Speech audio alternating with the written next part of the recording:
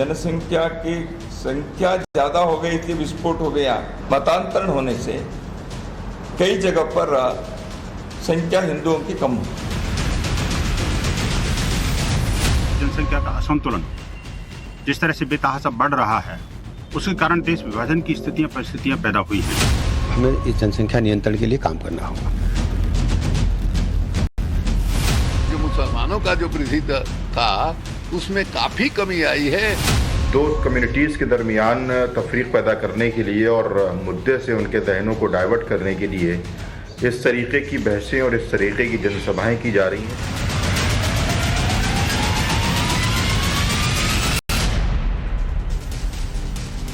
नमस्कार, देश के पसंदीदा डिबेट शो राष्ट्रवाद में आपका स्वागत। मैं हूं सुशांत सिन्हा। राष्ट्रवाद यानी देश से बढ़कर कुछ नहीं। और आज जब बात देश की, तो सवाल जो उठ रहा है कि क्या हिंदुस्तान में हिंदू खतरे में है, क्या हिंदुस्तान के हिंदू अल्पसंख्यक हो जाएंगे। ये सवाल इसलिए क्योंकि संघ की तरफ से जनसंख्या असंतुलन को लेकर बड़ा बयान सामने आया। आरएसएस के प्रमुख मोहन भागवत के कुछ दिन पहले दिए गए जनसंख्या नियंत्रण वाले बयान के बाद अब सर कार्यवाह दत्तात्रेय होसबोले ने जनसंख्या नियंत्रण पर समग्र नीति बनाने की बात की। इतना ही नहीं, होसबोले ने कहा कि धर्मांतरण और असंतुलन के कारण हिंदुओं की जनसंख्या घटी है। पहले दत्तात्रेय होसबोले जो बोल रहे हैं एक बार सुनिए, फिर आगे की बात बताता हूं। देश में जनसंख्या की संख्या ज्यादा हो गई थी, विस्फोट हो गया। यह चिंता होना एक स्वाभाविक है, क्योंकि अपने संसाधन कितने हैं, सभी लोगों के पेट भरना चाहिए, हाथों को काम देना चाहिए। यह नहीं कर सकते तो जनसंख्या बढ़ने से समस्या होगी। एक परिवार में कितने रहने चाहिए? 2.1 से अधिक रहने चाहिए एक परिवार में संख्या। अब वो 1.9 से कम हो गया है। ये पिछले 10-20 वर्षों में ऐसे हुआ है। हमारे देश में कन्वर्शन होने से, मतांतरण होने से कई जगह पर संख्या हिंदुओं की कम होती, उसके परिणाम भी भुगतना पड़ता है।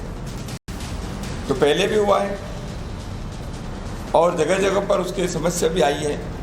इसलिए ये जो किसी न किसी प्रकार से मतांतरण करने की कई साजिश है, यह भी एक जनसंख्या को दूसरा घुसपैठी।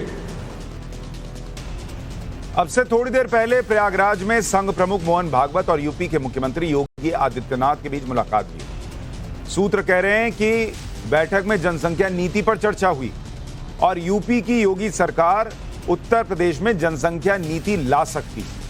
लेकिन क्या देश में सच में हिंदुओं की आबादी घट रही है?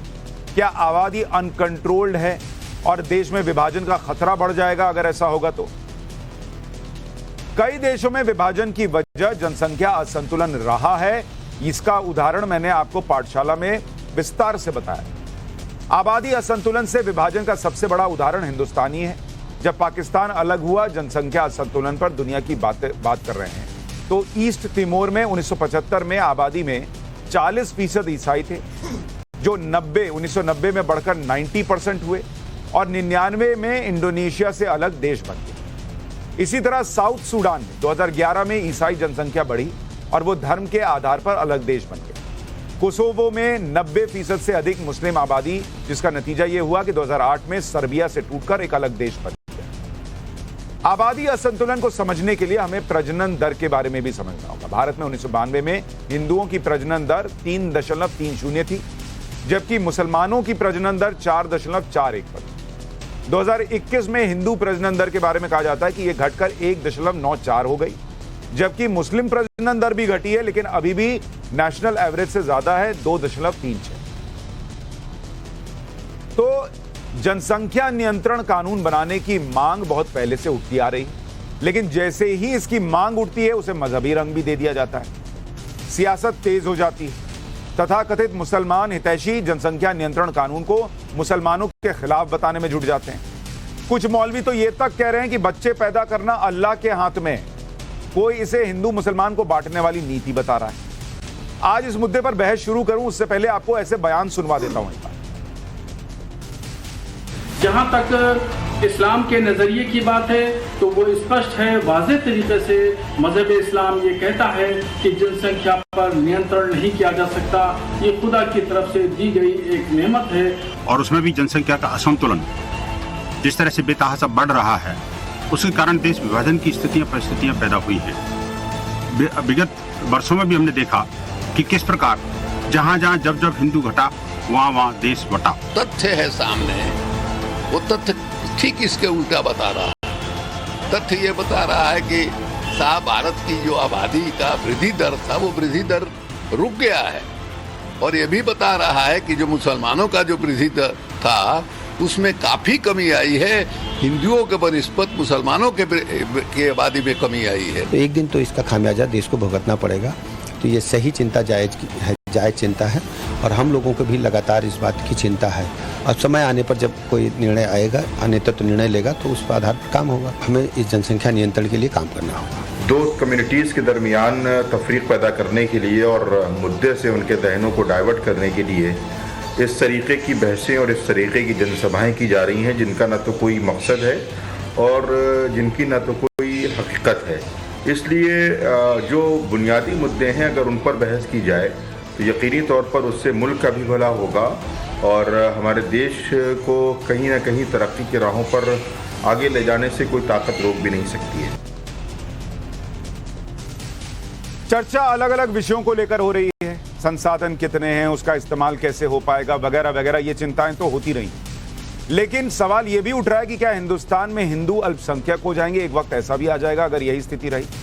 आरएसएस का पॉपुलेशन प्लान जो आ रहा है उससे कौन कौन परेशान है? जनसंख्या असंतुलन से देश में विभाजन का खतरा भी बढ़ जाएगा क्या आरएसएस मुस्लिम आबादी कंट्रोल करना चाहता है? क्या ये हिंदू मुसलमान को लड़ाने का तरीका है? आज राष्ट्रवाद में इसी पर चर्चा करूंगा। डॉक्टर रिजवान अहमद वकील हमारे साथ जुड़ रहे हैं, अश्वनी उपाध्याय वकील हमारे साथ हैं। दोनों ही लोग जो हैं वकालत कर रहे हैं, और अश्वनी जी जो हैं वो जनसंख्या को लेकर, जनसंख्या नियंत्रण को लेकर बहुत मुखरता से बोलते रहे हैं।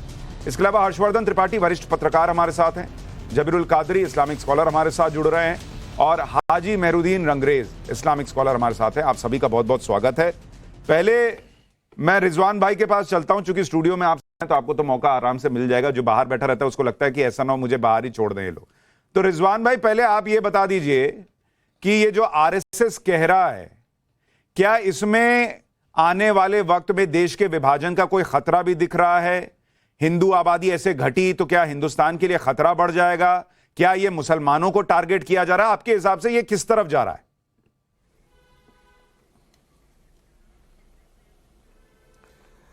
जय हिंद, वंदे मातरम। आपने अपने ओपनिंग बाइट में ये बोला, और ये मेरी भी, इस पर भी मैं जितना थोड़ी बहुत स्टडी कर चुका हूं, कि 1992 में 3.3 हिंदू भाई थे और 4.4 जो थे वो मुस्लिम भाई थे। तो इसको अगर आप एक आसान भाषा में समझें तो सुनने में ये बिल्कुल हार्मलेस लगता है कि इससे किसी भी तरह का हिंदू का अहित नहीं हो सकता। भैया 3.5 4.5, लेकिन जब हम फीसदी में देखते हैं तो ये 25% ज्यादा लगभग निकल के आता है 1992 में। अब जब हम 2021 में आ जाते हैं तो हिंदू भी का जो फर्टिलिटी रेट है वो घटा है, मुसलमानों को भी घटा है, बहुत अच्छी बात है। लेकिन हिंदू आया है 1.90 और मुस्लिम आया है 2.35। तो लगभग अगर आप 1992 से 2022 की बात करें तो इस 30 साल में जो पैटर्न है वो सेम है, 3.3 4.4, 1.9 2.4। पैटर्न से मेरा मतलब है 25%, लगभग 25% मुस्लिम आबादी का फर्टिलिटी रेशियो ज्यादा चल रहा है।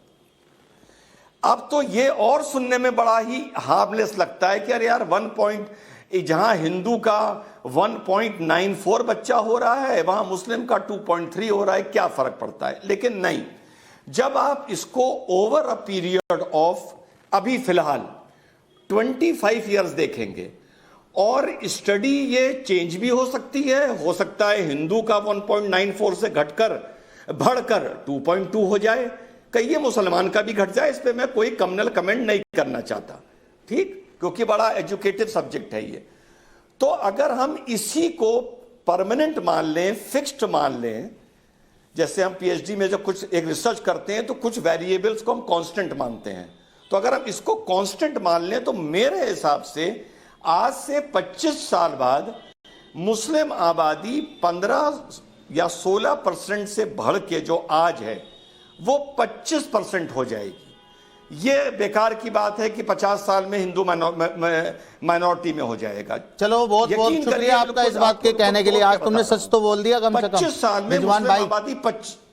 अब पहले कंप्लीट कर लें, वो जा किधर रहे हैं। मैं आज अभी कम से कम इन्होंने सच तो बोल दिया, कम से कम बता तो दिया कि जो नैरेटिव सेट किया जा रहा है आरएसएस की तरफ से कि गजवाए हिंद हो जाएगा 1947 में। चलो रिजवान भाई ने आज मान तो लिया, बहुत ठीक है। अभी पहले वो इस पर आ रहे हैं कि ये 25% हुआ और हिंदू आबादी घट गई तो क्या होगा। सुशांत, रिजवान भाई आप कंप्लीट करें, अब अभी उनको जवाब ना दें, आप कंप्लीट करें। सुशांत, हाँ बोलिए। सुशांत जरा मुंह पे डायपर बांधो इसके। हाँ सुनो, तो मेरे भाई ये जो 25% का फर्क है, ये 25 साल बाद मुस्लिम आबादी 25% हो चुकी होगी।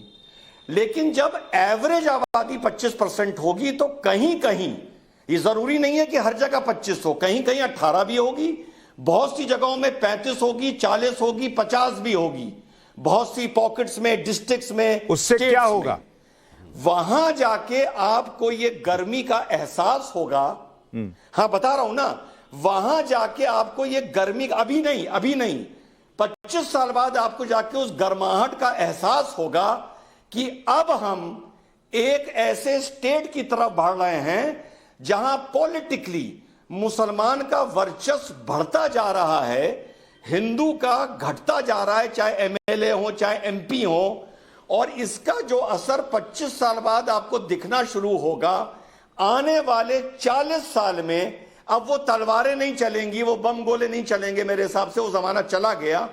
पॉलिटिकली संविधान के अंदर, अरे चलो बस हो गया सुशांत जी, क्या उनको पूरा भाषण सुनाओगे? संविधान के अंदर ठीक है, अब वो समझा रहे, आपको भी मौका दूंगा। नहीं अब ये बताएंगे कौन होते हैं बताने वाले? 25 साल बाद ये हो जाएगा, 50 साल बाद ये हो जाएगा। मेहरुद्दीन रंगरेज, नहीं ये कौन होते हैं बताने वाले? अरे भाई जैसे आप बताएंगे तो वो पलट गएंगे। आप कौन होते हैं बताने वाले? ये नहीं होगा तो अरे भाई मैंने बुलाया ना, आप मत तय कीजिए। एक मिनट रंगरेज भाई, एक मिनट रुकिए। इस्तेमाल कर रहे हैं मुसलमान, बात है सारी चीजों पे बात हो। ओके आप अपनी बात कहिए ना भाई। एक मिनट उन्होंने कहा भाई, एक मिनट रिजवान भाई, मैंने आपका पॉइंट ले लिया, मैं इनिशियल कमेंट ले लूं, आपका लंबा पॉइंट हो गया।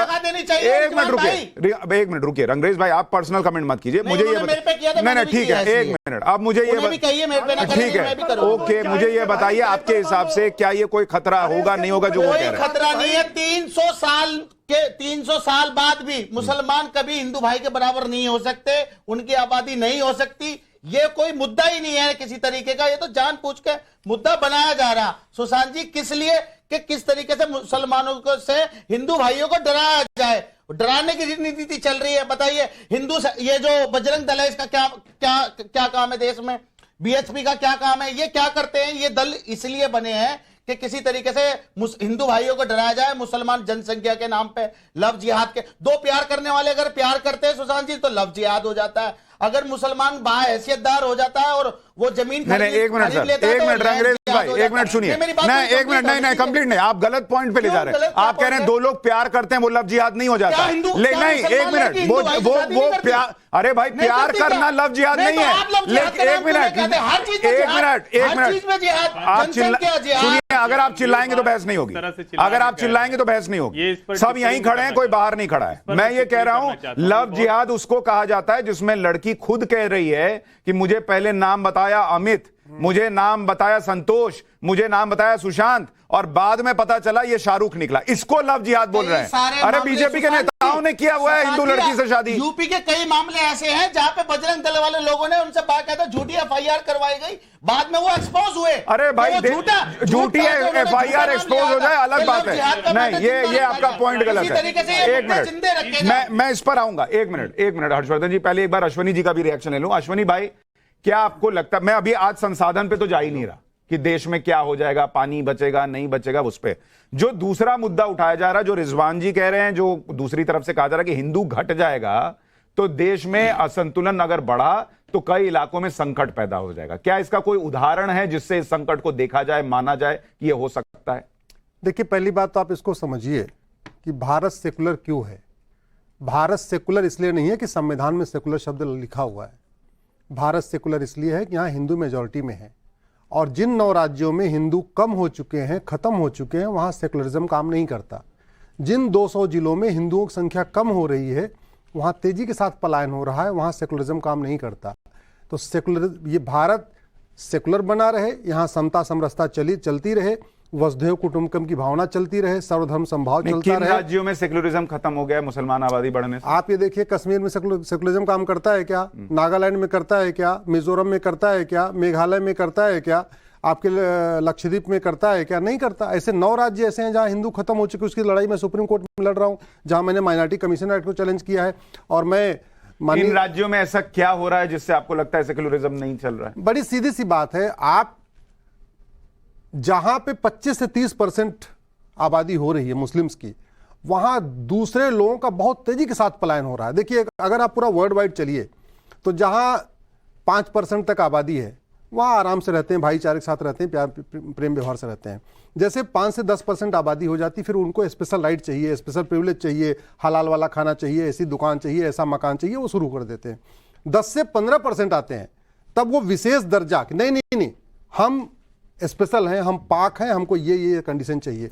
और 20% आते आते ही आप दिल्ली की सुंदर नगरी देख लीजिए, आप बंगाल के वो 14 जिले देख लीजिए, असम के वो 9 जिले देख लीजिए। नहीं तो मैं बगल में उत्तर प्रदेश क्यों ना देखूं? वहां कई ऐसे जिले हैं जहां पर 40% जनसंख्या है, लेकिन वहां से हिंदू पलायन तो नहीं कर रहा। खूब पलायन हो रहा था, ये पलायन अभी बंद हुआ। आपका कैराना नहीं पलायन हो रहा था, आपका उसके अलावा एक बार सुनिए। अरे रंगरेज भाई, ये ना कीजिए, वो आपके बीच बिल्कुल नहीं बोले। ये मेरी बहस जो है वो इस तरह से नहीं चलती सर। मैं आपको बता, कुछ फ्रूटफुल निकले, दर्शकों को समझ। मुजफ्फरनगर, एक मिनट सुनिए, मैं पूछ रहा हूँ ना भाई, मैं पूछ रहा हूँ, कैराना को छोड़ के और कहां मैं आपको बता रहा हूं, मुजफ्फरनगर दंगा इसी बेस पे तो हुआ था कि उसको सोनू या क्या नाम था, उसकी बहन को छेड़ा गया था। बाद में कितना बड़ा दंगा हुआ। आपके अलीगढ़ में दंगे किस लिए नहीं होते? आपका अब इधर चले जाइए, आपका ये जो बागपत वाला एरिया है, वहां पे जिस पॉकेट में ज्यादा है, वहां पे लड़कियां पढ़ने से डरती हैं और जाती भी हैं, पूरा घूट करके जाती हैं। बिल्कुल, तो मैं आपको मैं उसी जिले से आता हूं। सुन तो भाई, सुन तो लो, अश्वनी भाई, मैं बागपत जिले से ही आता हूं। आपको वो हिंदू बहुलीय क्षेत्र है, वहां पे मुसलमानों की तादाद ही नहीं है इतनी। आप जो ये तर्क लेके आते हैं, एक मिनट, अभी तक 2 लोग नहीं बोले, अभी बहस, मैं अपनी बात कंप्लीट कर रहा हूं। बस खत्म कीजिए, फिर हर्षवर्धन जी बोले। पर्शिया बहुत शांत, समृद्ध, खुशहाल था। 100 साल में ईरान बना, आज की डेट में हिजाब न पहनने पर गोली मारी जा रही है। गंधार शांत, समृद्ध, खुशहाल था, मात्र 100 साल में अफगानिस्तान बना। आज एक बार प्लीज ऐसे नहीं करिए अंग्रेज भाई, क्या प्रॉब्लम है? बिना पढ़े लिखे आपको मौका दूंगा ना भाई, बोलिए। गंधार जैसे अफगानिस्तान बना, क्या हालत हो गई है? हिंदुस्तान का हिस्सा था अफगानिस्तान, बर्बाद हो गया। पाकिस्तान हिंदुस्तान का हिस्सा था, आज वहां हिंदू क्या पोजीशन है? बांग्लादेश में भी हिंदुस्तान था, आज वहां हिंदू क्या पोजीशन है? तो मैं इसलिए कह रहा हूं कि जहां जहां हिंदू की आबादी कम हुई है, वहां एक लिमिट तक धीरे धीरे कम होती है। जैसे 25% के ज्यादा पॉपुलेशन बढ़ती है विशेष समुदाय। ठीक है हर्षवर्धन जी, आप इनकी बात से सहमत हैं कि हिंदुस्तान में अगर हिंदू आबादी घट गई, मुस्लिम आबादी बढ़ गई, तो संविधान खत्म हो जाएगा, संविधान खत्म हो जाएगा, सेकुलरिज्म खत्म हो जाएगा आपके हिसाब से? नहीं, मुझे लगता है कि इस पर कोई बहुत हिंदू मुसलमान करके देखने की जरूरत नहीं है। दुनिया में जहां भी उदाहरण हैं, वो उदाहरण ये बहुत साफ तौर पर स्थापित करते हैं। और अगर हमें उदार मुसलमानों को बनाए रखना है, यानी वो मुसलमान हैं जो बात करते हैं कि भाई सब एक बराबर हैं, शांति होनी चाहिए। और अभी ये रंगरेज साहब बोल रहे थे तो मुझे लगा कि उस पर चर्चा होनी चाहिए। मैं अक्सर वो बात कहता हूं, ये प्रेम वाला मसला बताना आप लोग बंद कर दीजिए। कब तक? जब तक मुसलमान लड़का हो या लड़की, आप लड़के या लड़की हिंदू को मुसलमान बनाना बंद कर देंगे, उसके बाद आप इसी बहस में आएंगे, मैं कहूंगा बिल्कुल प्रेम से चले गए। लेकिन ये कौन सा प्रेम का तमाशा है? और ये भी तो वही हुआ, मतांतरण करके आबादी बढ़ाने का ही तो तरीका है ना। और राष्ट्रीय स्वयंसेवक संघ के सर कारवाह ने कतई ये नहीं कहा है कि जनसंख्या मुसलमानों की रोक दीजिए। पर हर्षवर्धन भाई, इसमें मेरा एक चीज में उनकी एक एक बात बड़ी स्पष्ट है। वो कह रहे हैं कि अल्पसंख्यक नहीं है मुसलमान, वो भारत के नागरिक हैं जैसे हैं। लेकिन अगर वो मुसलमान होकर बढ़ना चाहते हैं, और उसके बाद हमने पाकिस्तान देखा है, उसके बाद हमने इसी देश में, अभी ज्यादा दिन तो नहीं हुआ ना, रांची वाली खबर आपके भी तो बुलेटिन में चली थी कि वहां झारखंड में हो गया है कि बच्चों को शुक्रवार को छुट्टी देनी। ये जो इस्लामिक कायदे कानून थोपने लगते हैं, हिंदू कायदे कानून तो नहीं थोपे जा रहे। मुझे लगता है गंभीर विषय है, और इस विषय को हमें कृपा करके इस नजरिए से नहीं देखना चाहिए। कम्युनल मत कीजिए, क्योंकि आप कम्युनल करेंगे तो यकीन मानिए कुछ लोग तैयार बैठे हुए हैं, और खास करके जब आप टीवी की बहस में कहते हैं कि अरे नहीं नहीं हम बड़े प्रेम से रहते हैं, वहां मतांतरित कर देते हैं, हिंदू से मुसलमान बना देते हैं, तो इससे ज्यादा बड़ा खतरा क्या होगा? अच्छा ठीक है, कादरी साहब मैं आपको मौका दूं, उससे पहले मेरा एक काउंटर प्रश्न है। आपने कहा लव जिहाद होता है, मैं इससे सहमत हूं। लव जिहाद इसलिए कह रहे हैं क्योंकि प्यार अगर आप कर रहे हैं तो सच्चा नाम बताकर कीजिए, अपनी पहचान बताकर कीजिए, तब वो प्यार है। दूसरा आपने कहा कि भाई अगर इतना प्यार है तो फिर धर्म क्यों परिवर्तन कराते हो, मकसद वहां धर्म परिवर्तन दिखता है। लेकिन हर्षवर्धन जी, फिर इसमें लोग एक प्रश्न ये भी पूछेंगे कि इसी देश में कई ऐसे उदाहरण हैं जहां मुस्लिम युवकों ने हिंदू लड़की से शादी की है, लेकिन वो हिंदू लड़की अपने रीति रिवाज निभा रही है। हमारे अपनी जर्नलिस्ट फेटर्निटी में है, फिल्म इंडस्ट्री में शाहरुख खान, गौरी खान है, और उसके अलावा आप देख लीजिए दूसरे नहीं, हमारे बहुत से अच्छे मित्र हैं और मैं मानता हूं कि उन्होंने प्रेम किया। हाँ, लेकिन जब इस तरह से हम कहते हैं ना कि एक ये उदाहरण है, कुछ गिने चुने, इनको हम प्रतीक के तौर पे कर लें, और जो बहुसंख्य हो रहा है वो हम रोज खबरें देखते हैं। आपने ये भी कहा नाम बदल के, और नाम बदल के तो छोड़िए ना, आपने नाम जान के भी प्रेम कर लिया, उसके बाद आपको वो काम करने के लिए मजबूर किया जाएगा। अभी ज्यादा दिन तो नहीं हुआ ना, मुंबई की वो खबर आपने पढ़ी थी कि क्या हुआ था वहां, उसको जिक्र करना भी लगता है कि टीवी पर ये सब बोलना चाहिए कि नहीं बोलना चाहिए, वहां मार दिया किस तरह। तो मुझे लगता है कि इस देश में बहस जब हम करते हैं तो कृपा करके इस्लामिक शरिया वाले कायदे कानून, जनसंख्या संतुलन गंभीर समस्या है, उस पर उसी तरह से बात। दो पक्ष रखे जा रहे हैं, एक तो दुनिया में उदाहरण है अलग अलग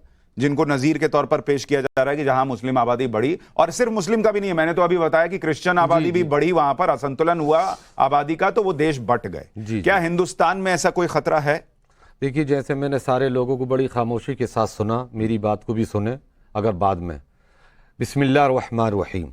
देखिए मेरे अजीज, रिजवान साहब ने और असवनी साहब ने एक वो आंकड़ा पेश किया कि 25% के बाद 2 साल 3 साल के बाद, हम अभी भी 25 हैं, 80-20 का आंकड़ा लगा लीजिए। 80 ज्यादा होते हैं या 20 ज्यादा? जब 80 के यहाँ अगर एक बच्चा भी पैदा होगा तो उसका परसेंट कहाँ जाएगा? 20 में पैदा होगा तो वहां कहाँ जाएगा? इन आंकड़ों को जो दिए हुए हैं, अगर इन आंकड़ों को सामने रखेंगे तो मुसलमान आबादी कहां जाएगी और हिंदू आबादी कहां जाएगी? एक सवाल। दूसरी बात यह है कि हकीकत यही है कि अगर देश का विभाजन हुआ तो किसके नजरिए से हुआ, किसके, ये भी बहुत लंबी बहस है। अगर हकीकत और तहकीक की अगर बुनियाद पर देखा जाएगा तो उधर जब बंटवारे की, पाकिस्तान बनने की बात आई थी, तब कितने लोग किस तरफ थे, कितने लोग किस तरफ थे, वो भी सही है, उधर को जाने दीजिए। आज की तारीख में चाहे वो आरएसएस वाले हों या गैर आरएसएस वाले हों, हिंदुस्तान की जात को, यहां की भाईचारे को, तहजीब को, तालीम को, इन चंद लोगों के अलावा किसी को ना खतरा था, ना खतरा है इंशाअल्लाह, और ना खतरा हो पाएगा। लव जिहाद का मसला आता है, चंद लोग हैं जालिम, चाहे वो किसी भी मजहब के हैं, वो जुल्म के साथ करते हैं, उनका साथ कोई नहीं देता है, बदतरीन हालत है। शादी करना है तो समाज में लाइए, अगर प्यार हो गया तो उसको कीजिए। जुल्म के साथ, और ये मजहब नाम बदल के, जुल्म सितम करके, मार के, पीट के अगर ये करते गलत है। पर कादरी साहब एक मिनट, मुसलमान बने स्वीकार कर लेते हैं। देखिए मैं बात कर रहा हूं, जो भी मजहब को छुपा करके अगर करते हैं, वो कोई भी हो, किसी भी छुपा के नहीं, वो कह रहे हैं, मुसलमान, वो कह रहे हैं, नहीं, पर वो कह रहे हैं शादी के बाद मजहब क्यों बदलवाते हैं? क्यों मजहब के बाद, शादी के बाद? बताइए, साफ साफ सुनाई दे। कोई लड़की है या लड़का है हिंदू, और किसी भी मुसलमान लड़की या लड़के शादी करता है, तो बिना मुसलमान हुए आप लोग स्वीकार करते हैं?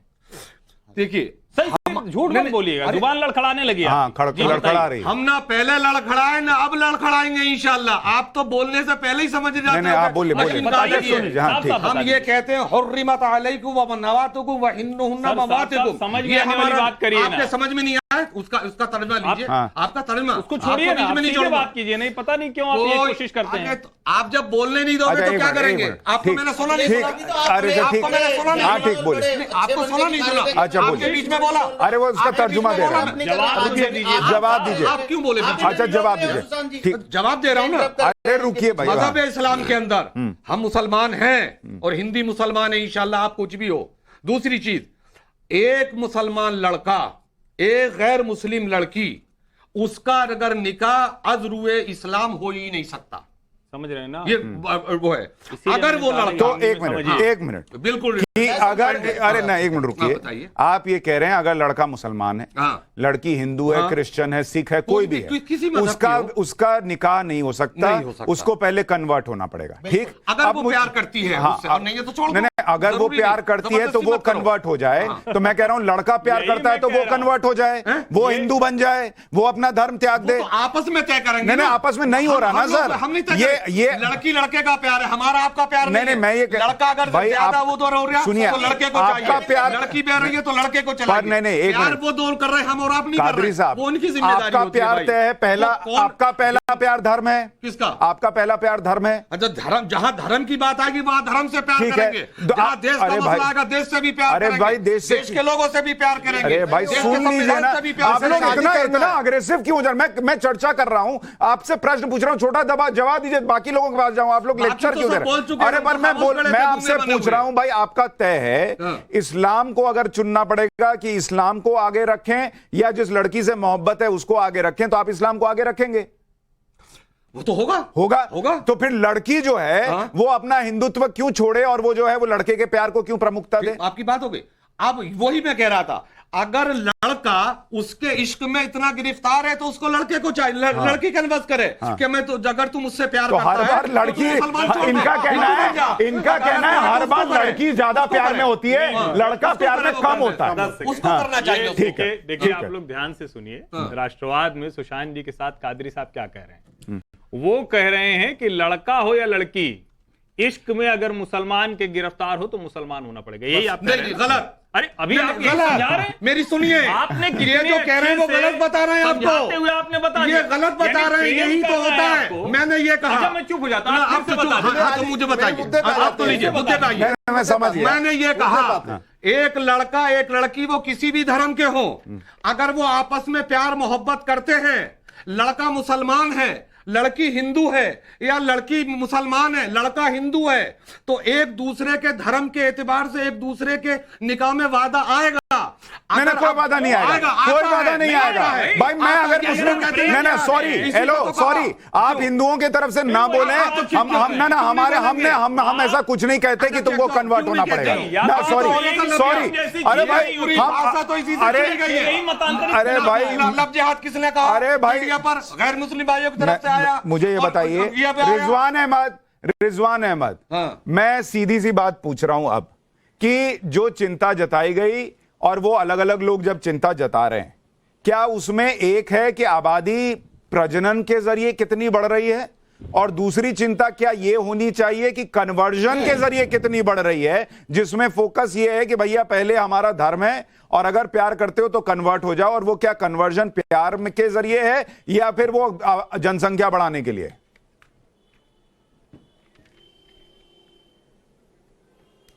जी शुक्रिया।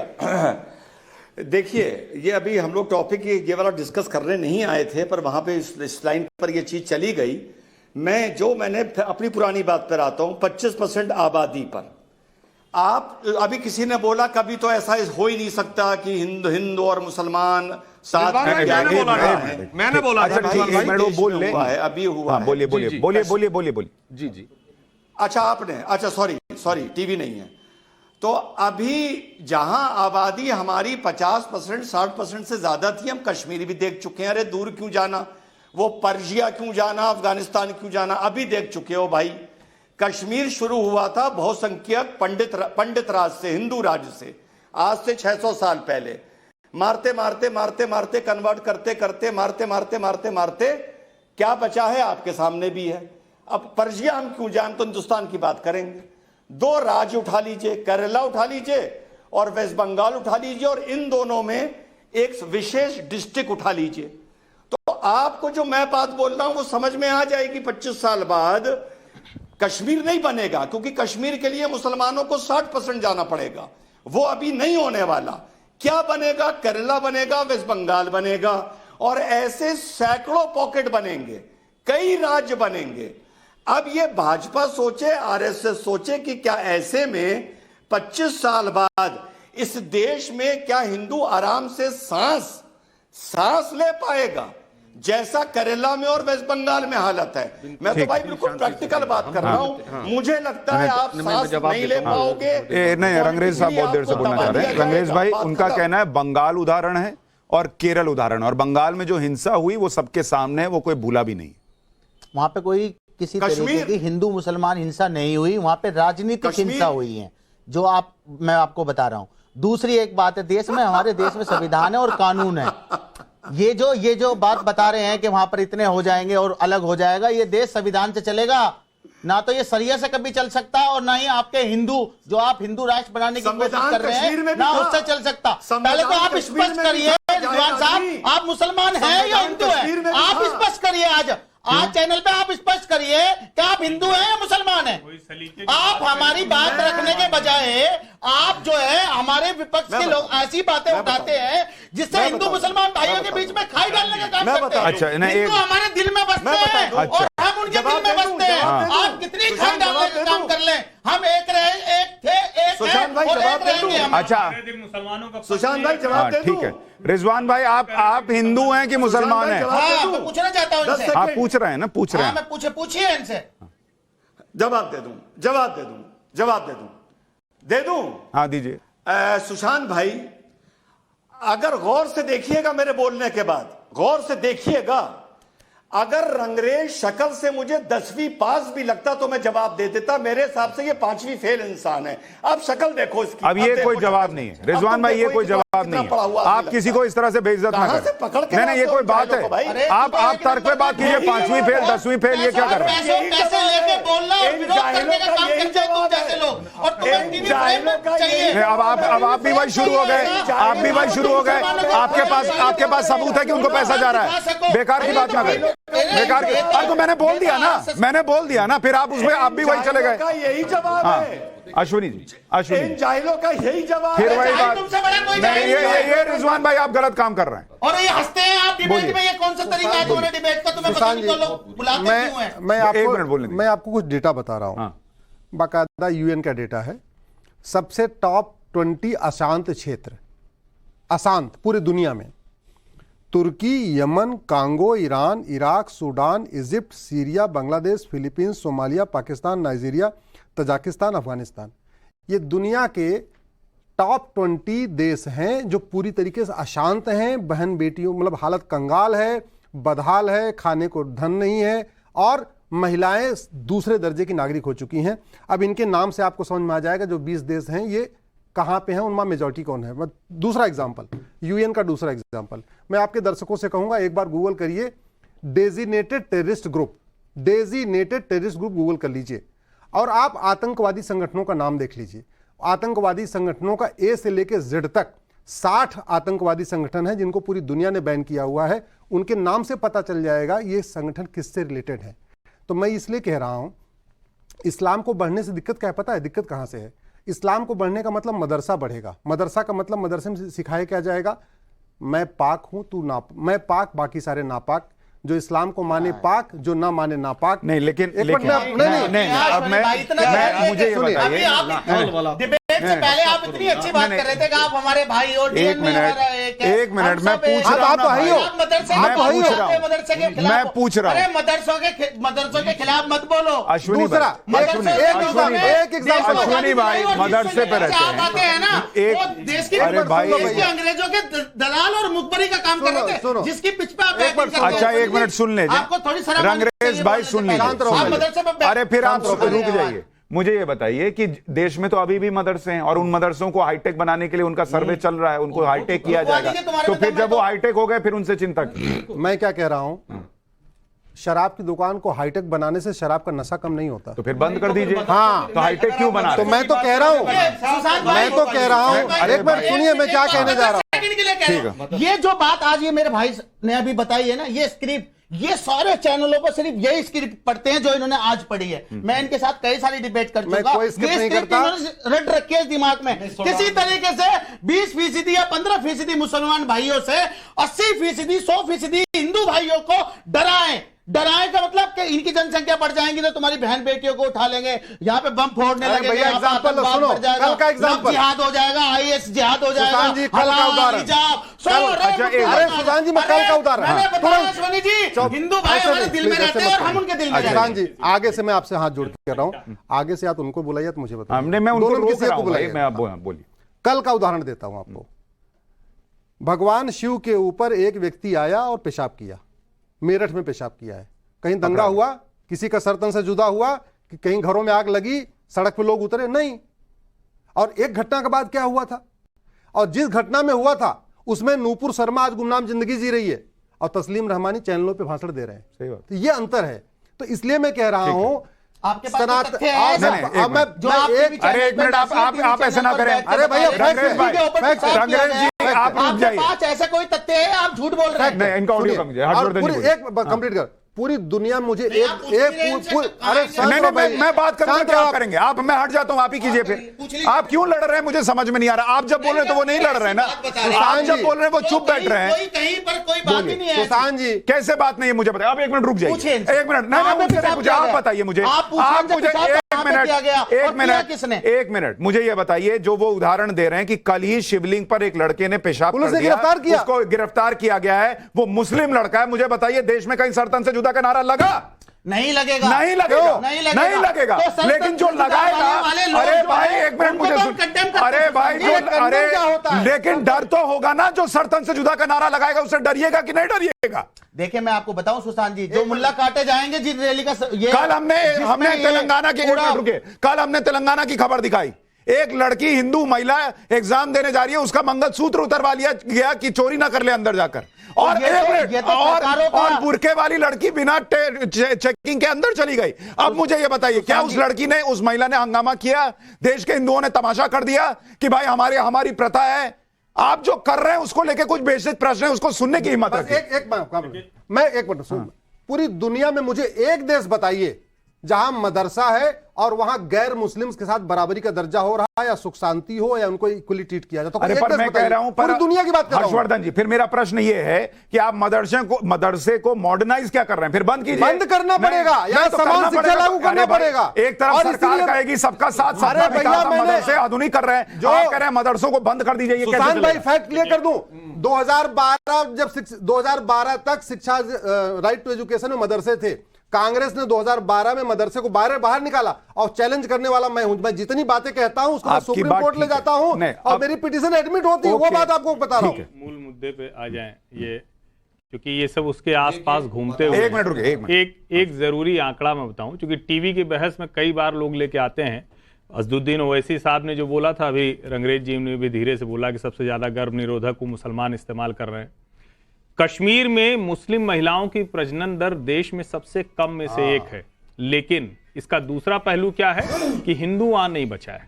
इसका दूसरा पहलू यह है कि हिंदू को रहने के लिए वहां डर डर कर रहना पड़ता है, 2 दर्जे का नागरिक बनना पड़ता है। और उसपे भी जब तक अनुच्छेद 370 था तब तक क्या होता था ये सबको पता है। इंडिया गो बैक से लेकर हर दिन आतंकवादी घटनाओं से लेकर पत्थरबाजी से लेकर सब कुछ हुआ है। मुझे लगता है कि हम लोग बहुत गंभीरता से जनसंख्या असंतुलन की बात करें।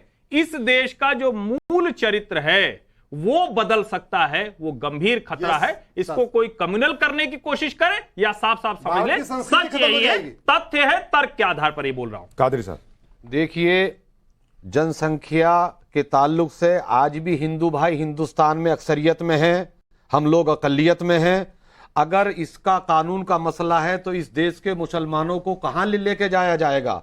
आज भी वो दलितों से ज्यादा बदतरीन जिंदगी गुजार रहे हैं।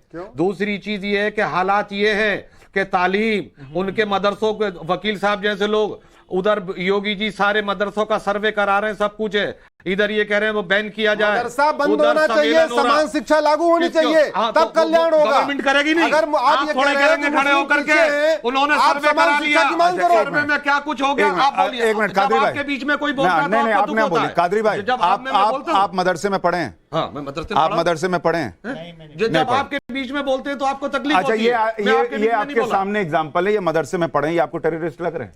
नहीं, टेररिस्ट वो मदरसे में पढ़े तभी तो कह रहे हैं कि प्रेम भले करो लेकिन निकाह करना है तो इस्लाम कबूल करना पड़ेगा। ये मदरसे का सर है, ये यही मदरसे का सर है, की गंदी यही मदरसे का सर है, ये मदरसे का सर है। क्योंकि अगर निकाह प्रेम भले करो, प्रेम भले करो, निकाह करना तो कन्वर्ट करो, यही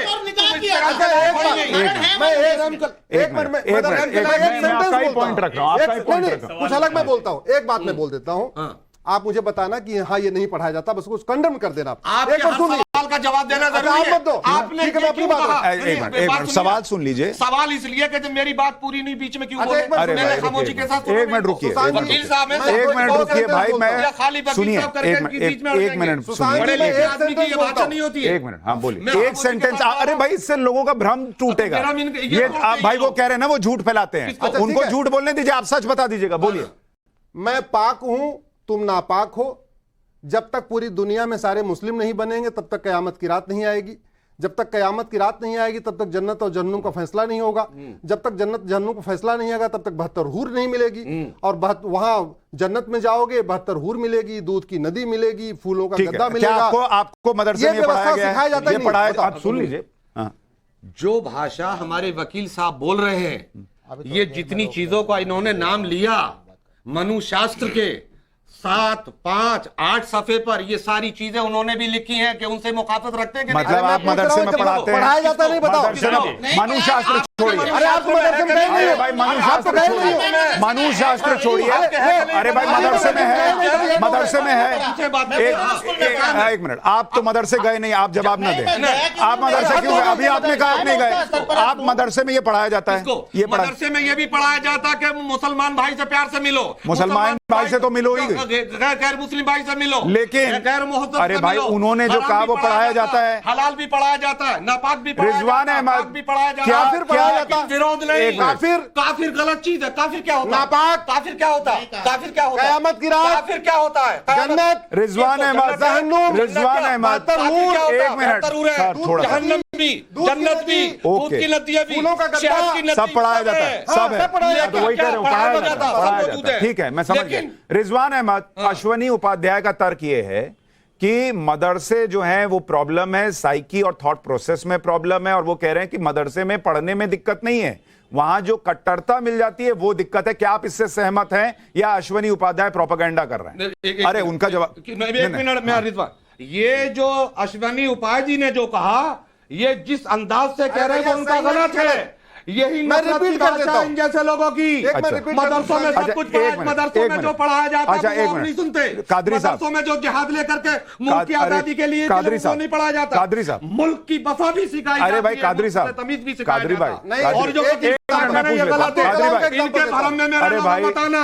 यही चाहते हैं कि देश के टुकड़े हों, यही चाहते हैं कि हिंदू मुस्लिम हो। इन लोगों के बहकावे में मत आइए। वकालत का चोला समझाते हैं। एक मिनट, मैं आपसे ये पूछ रहा हूं, आपने कहा उन्होंने गलत ढंग से बता दिया। हाँ? आप सही ढंग से बताइए कि यही बात कैसे पढ़ाई जाती है। कैसे? जो कि हर व्यक्ति हाँ ना करो, कौन होते हैं आप? एक मिनट सुनिए भाई, समय सुन लें, इनका तर्क भी सुन लें। आप कहां पढ़े? हाँ बताइए, आप जिस स्कूल कादरी साहब आप मुझसे बात कीजिए, आप बताइए मदरसे में यही बात कैसे बताई जाती है? कौन सी? यही जो इन्होंने कही कि जो पाक नापाक, अगर जब तक सब मुसलमान नहीं होंगे कयामत की रात नहीं आएगी, कयामत की रात नहीं आएगी तो जहन्नुम और स्वर्ग जन्नत का फैसला नहीं होगा, 72 हूर नहीं मिलेगी। ये चीज कैसे बताई जाती है? आपने जो बताया, आपने कहा इन्होंने गलत तरीके से बताया, आप सही तरीका बताइए कैसे बताते हैं? फूलों का गत्ता कुछ नहीं। देखिए, हम नमाज पढ़ेंगे, रोजा रखेंगे, अपने कुरान पर, अपनी रसूल की सुनन और मुस्तहब्बात पर अमल करेंगे तो हमको जन्नत मिलेगी। झूठ बोलेंगे, मक्कारी करेंगे, फरेब करेंगे, सबको कन्वर्ट नहीं पढ़ेंगे, या हिंदू मुस्लिम का सवाल ही नहीं है। हाँ। हिंदू मुस्लिम का सवाल अगर करेंगे तो गलत होगा। या तो मुझे सुन लीजिए या टोकिए मत। हाँ। बाद में देखिए मैं जो बोल रहा हूं वो पढ़ क्या।